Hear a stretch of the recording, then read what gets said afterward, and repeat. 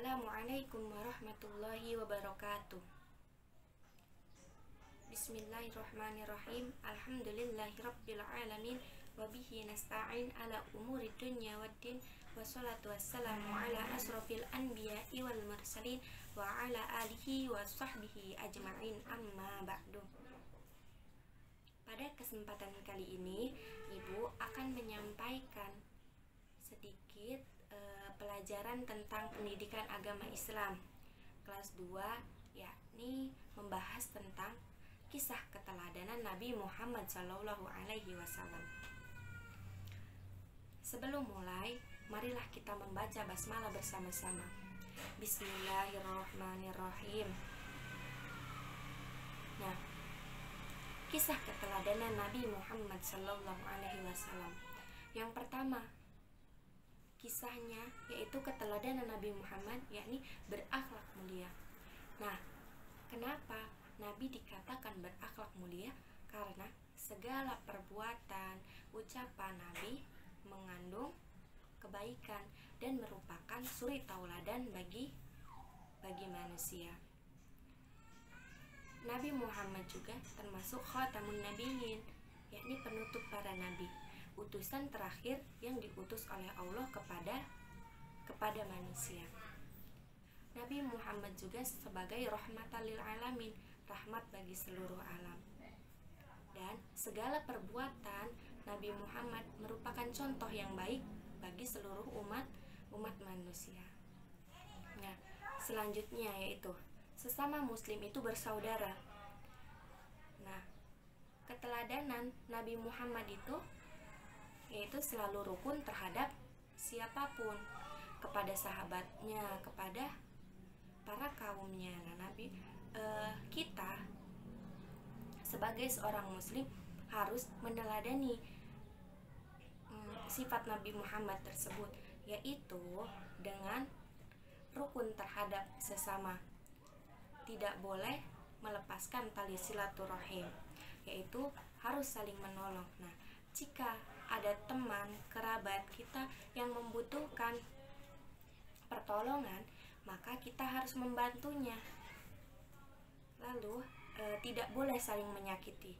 Nah, sesama tetangga tidak boleh saling menyakiti, sesama saudara tidak boleh saling menyakiti. Harus selalu hidup rukun, harus hidup gotong royong. Nah, seperti itu.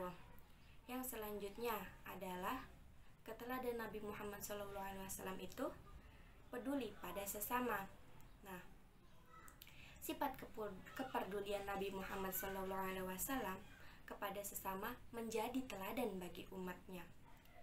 Contoh kepedulian sesama Nabi Muhammad, yakni beliau ketika bertemu teman-temannya, ketika bertemu saudaranya berpapasan di jalan, beliau pasti mengucapkan salam.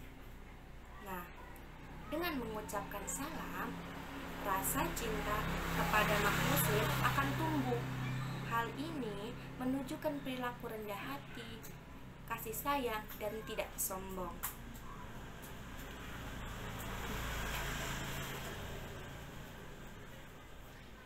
Nah, seperti itu. Kita pun bisa mencontoh keteladanan Nabi Muhammad tersebut. Dengan apa? Jika kita bertemu teman di jalan, tidak susah untuk mengucapkan assalamualaikum atau menegurnya, bisa dengan menyapa seperti itu. Nah, hal tersebut menggambarkan atau memunculkan rasa sifat kita, yakni tidak sombong. Teman kita pasti akan menyangka kita, wah, kamu ramah sekali ya. Nah, seperti itu. Lalu contoh kepedulian Nabi Muhammad SAW kepada kaumnya, yakni yang pertama, menjenguk saudaranya ketika sedang sakit. Atau ini juga bisa termasuk 4 keutamaan kita terhadap tetangga kita atau 4 kewajiban kita terhadap tetangga kita, yaitu yang pertama, menjenguknya ketika sedang tertimpa musibah atau sakit. Nah, seperti itu. Yang kedua, yakni mengantarkan jenazah. Nah, jika saudara kita atau kerabat kita yang sedang berduka cita, maka kita harus mengantarnya ke tempat peristirahatan terakhirnya, yaitu kita juga diwajibkan untuk mengantar jenazah tersebut. Nah, yang ketiga adalah selalu memenuhi undangan. Misalnya kita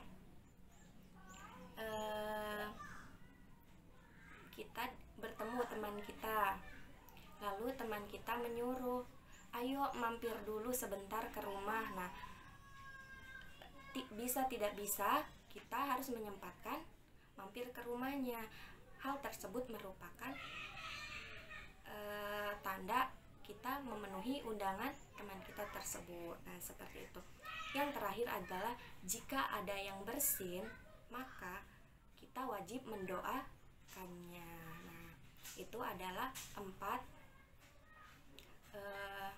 keutamaan kita terhadap tetangga kita. Yang selanjutnya adalah saling menguatkan. Nah, pada saling menguatkan ini, misalnya ada tetangga kita yang sedang kesusahan, maka kita harus membantunya. Jika tetangga kita atau sanak saudara kita merasa sedih, maka kita harus menghiburnya.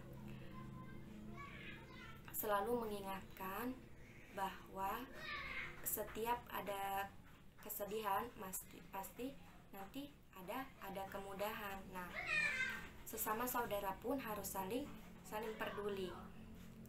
Pesan keteladanan Nabi Muhammad yang selanjutnya yaitu mendahulukan kepentingan saudara.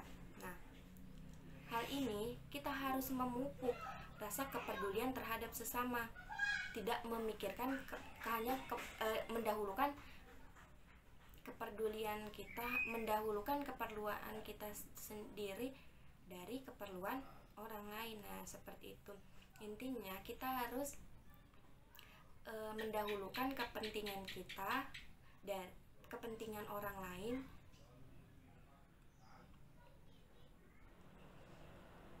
Nah, intinya kita itu harus mendahulukan kepentingan orang lain daripada kepentingan individu. Nah, seperti itu.